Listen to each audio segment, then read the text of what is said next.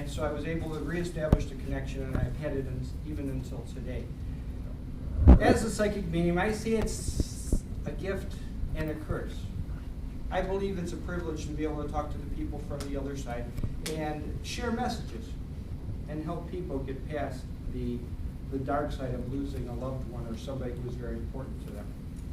It's also a curse because unfortunately the spirits like to speak at the most inappropriate times. Typically 3 o'clock in the morning. I'll wake up to a conversation and it's not usually my wife. Not that I would be happy if she wanted to communicate with me at 3 o'clock in the morning. But when it's a spirit entering my bedroom, waking me up and trying to explain a message that I don't understand, to give it to somebody I'm not sure who this message is for, I find myself having to wake up and really pay attention, and then you can't get back to sleep. How many of you have been there where you wake up in the middle of the night thinking about something and you just can't get back to sleep? That happens quite often with this gift or curse, depending on how you see it. Now, the communication isn't always straightforward. Sometimes it's just like this. I'll meet with the spirit and we'll converse back and forth, just like we're doing now. More times than not, it's more of a hieroglyphics type communication where they're telling me something I have no idea what they're speaking about. They're expecting me to know the message, and I don't even know who it goes to. But I have to try to break it down and piece it all together and get it to the right person. So it becomes challenging at times. Today I'd like to share with you some of the experiences I've had. The first experience would probably be the most frightening for me. This happened in 2003, right after I had my hip surgery. I found myself at home, recovering. About 3 o'clock in the morning, I was in a deep sleep, and I awoke to a dark entity standing on my chest. I couldn't breathe. My dog freaked out and took off out of the bedroom. A 100-pound chocolate lab. Wow. Bolted off the bed. So much for man's best friend. Through my training, I learned how to invoke the powers of Saint Michael, the Archangel. And I immediately invoked his power. And in a split second, it was gone. My wife reached over, turned on the light, freaking out, wondering what had happened. And when I told her, she looked. I had 2 fingers around my neck and scratches on my chest. The next day, I talked to one of my spiritual advisors, and she confirmed it was a spiritual attack. And she told me that the reason I was attacked was because coming out of the surgery and still having the anesthesia going through my body, my energy didn't come back to full strength, so I was vulnerable. She said, in order to keep this from continuing, you need to go out and get fresh flowers and put fresh flowers in your house. Why fresh flowers? Fresh flowers are the one thing that will keep dark spirits away. That's the reason why we use fresh flowers at cemeteries and in funeral homes. It keeps all the darkness away, and it keeps the good coming in. When I told my wife this, within an hour, we had more flowers in my house than before. She didn't waste any time. I share this story with you because it's very important to understand that your energy is the only defense you have against dark entities. You need to keep your energy up. And when you're focusing on negative situations, negative feelings, you open yourself up to the negativity of the dark side. So try to focus on the positive and keep your energy as high as you can at all times. That's the true way of protecting yourself against anything from the dark side. Another protection is the white light. How many of you have heard of the white light? Many people may refer to it as the Holy Spirit, or it just goes by many different names. But the white light, if you invoke it as protection against your being, and all you have to do is ask for it, and it will cloak you with this wonderful white energy and protect you. Michael, the archangel, whether you're religious or not, he doesn't discriminate. He will help you. So if you ever find yourself in a situation where you have a dark entity or something you don't understand, just ask for Michael to help, and he will. As we're talking about energy, energy doesn't only happen to people or beings. It also attaches to things.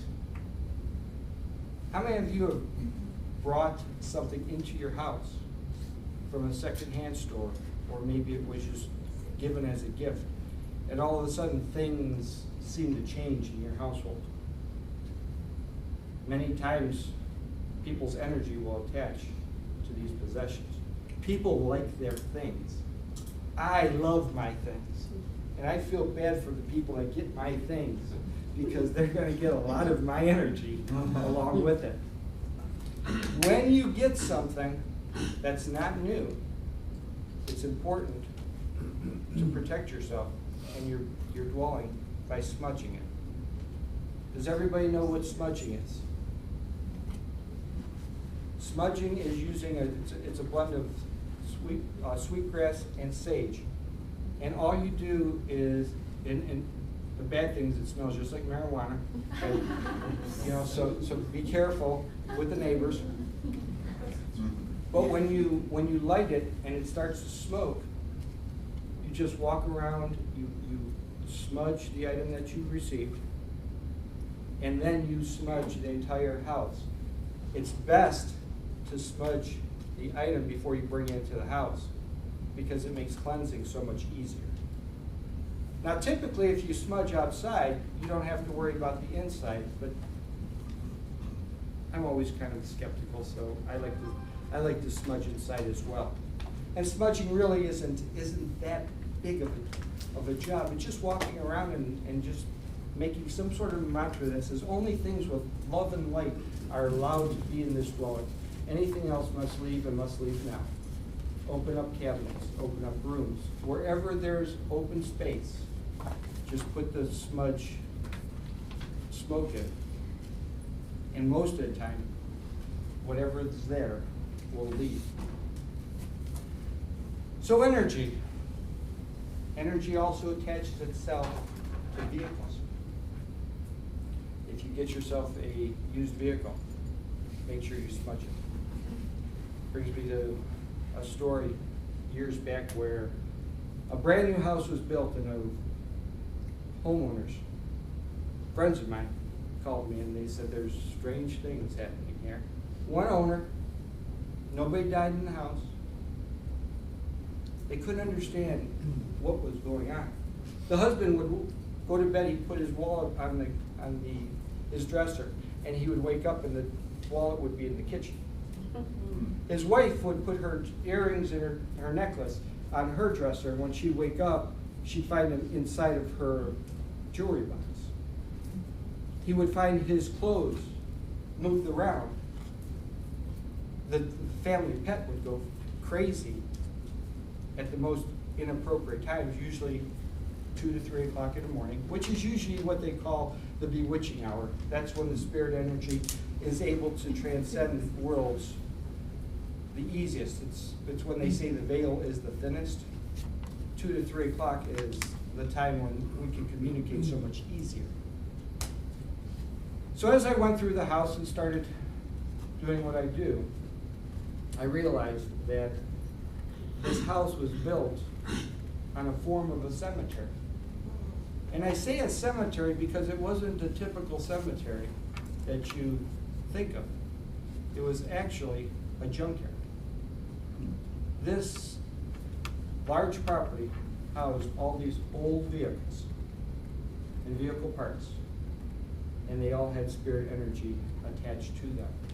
So their house was haunted by the beings that attached themselves to the ground, and we were able to cleanse it and remove all the negativity. I'm not sure about the neighbors, because they'd never called. But my friends no longer had those strange occurrences in their house. Some of the other stories that come to mind when I'm dealing with the spirits, quite often the message isn't clear. I received a message from a friend who called to ask me about her aunt. Now, she didn't tell me anything about her aunt. Her aunt lived in, or still lives, in Kentucky. And she was concerned about the condition of her aunt. And I told her, I said, well, your aunt's in the hospital and she's very sick. And her husband is there with her. Now, her husband had passed many years earlier. And I never met her aunt or the uncle, but I was able to describe him to a T. She wanted to go and visit her aunt. And I told her, I said, you need to get to your aunt before the 16th of the month. This was the 14th of the month. She was prepared to leave that evening and drive down to Kentucky, and I said, nope. I said, wait until Sunday. You're not supposed to travel today. No idea why.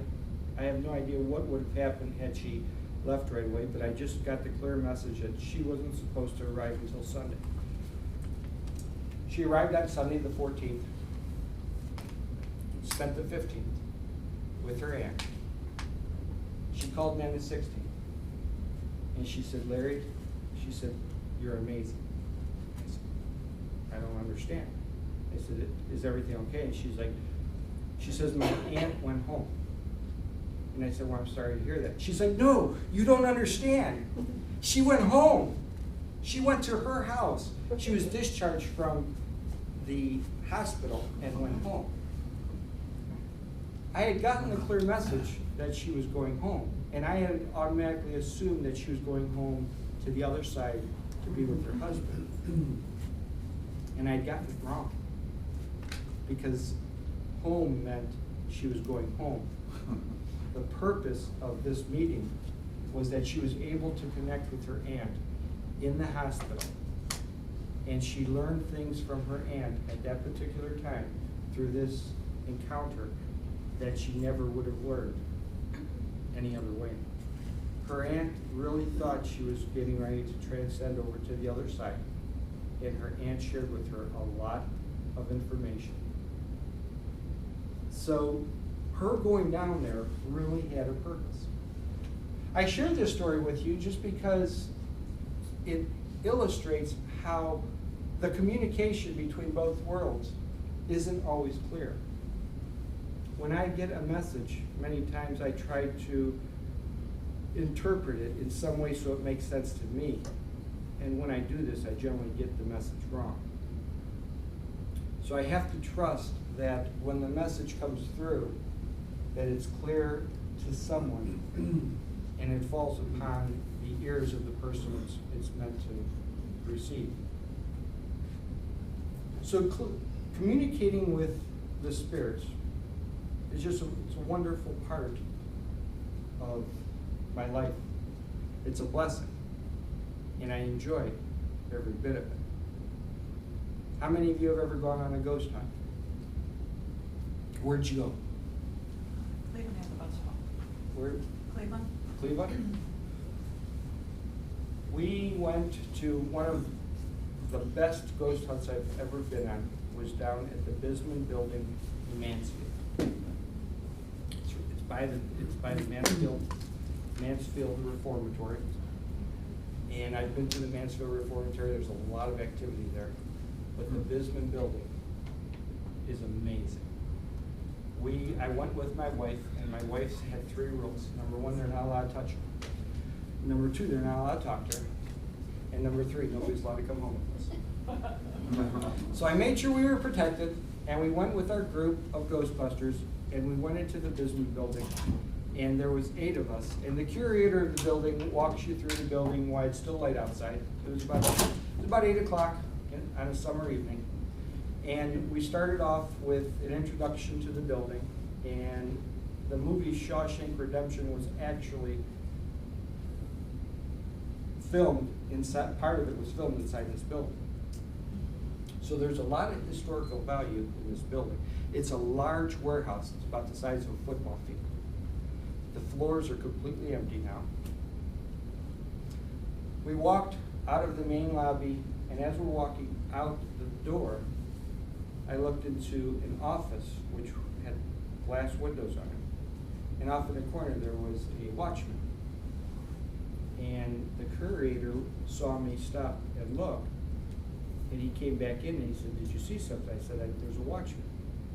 And he shook his head and he walked out the door and never said anything else. And my wife said, "I don't think he believed you." I said, "Doesn't matter. I mean, I know what I saw." We walk outside, we walk around, we come back in on the main floor. We get down into the cellar where there's an old ice locker.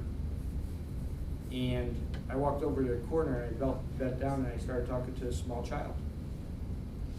The curator came over and said, "What are you doing?"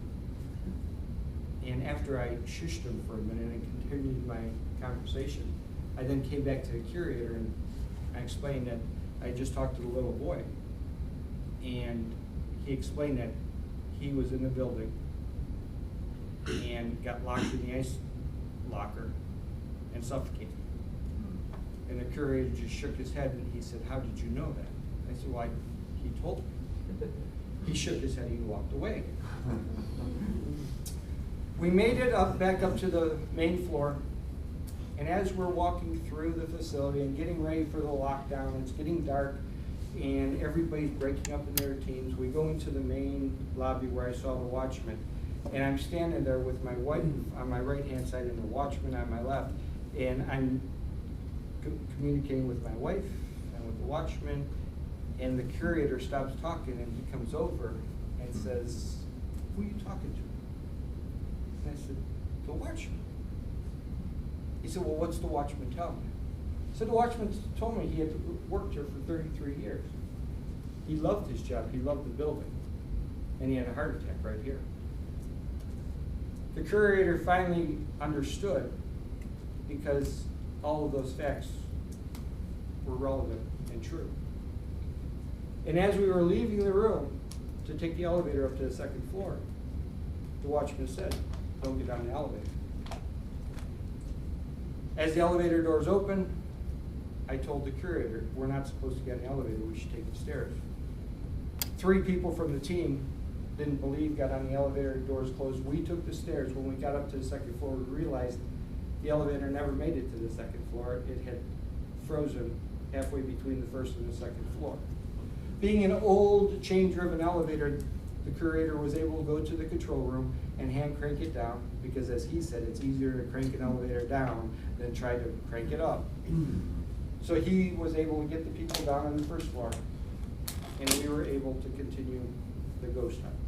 I'm happy to report my wife was never touched. She was never spoken to. Nothing came home with us. But she did have her very first and only experience, because she refuses to go back. And her experience was the scent of roses. How many of you have heard about the scent of roses? If you smell roses, that is a good sign. That is someone who is very special to you. They are there with love and good intentions. And when we walked up on the second floor of this huge warehouse, picture the size of a football field, and as soon as we walked off the top stair and into this large open area, it smelled like we had just walked into the largest rose garden in the world. And it wasn't fresh roses. It was that old rose sachet. If you remember my grandmother used to have one, that really old set of roses. The entire floor in a second was filled with roses.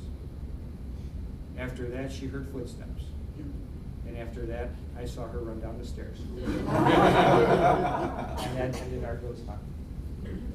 So my friends, whether you believe or you don't believe, is personal to you. I believe that we are all energy. And anybody that knows anything about science knows energy never dies. It only changes forms. So our life, our existence never truly ends. We just change forms and we go to the other side and prepare to come back into another life, another time, with another group of friends and do it all over again. Madam Toastmaster.